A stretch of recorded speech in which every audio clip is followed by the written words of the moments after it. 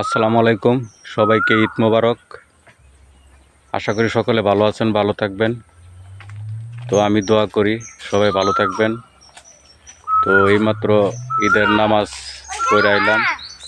তো সবার জন্য আমার দোয়া এবং ভালোবাসা রইল। তো সবাই আমার জন্য দোয়া করবেন। আমি বেশি একটা ভালো নেই, আমার হার্টের একটু সমস্যা আছে। দীর্ঘদিন ধরে এই ওষুধ খাইতেছি, তো কমে বাড়ে এই অবস্থা। তো সবার দোয়া আশীর্বাদ চায়া আমার কথা আমি শেষ করছি। তো সবাই আমার জন্য দোয়া করবেন, আমি যেন ভালো থাকি, আল্লাহ পাক যেন আমাকে সুস্থ করেন। তো আপনারাও যেন ভালো থাকেন।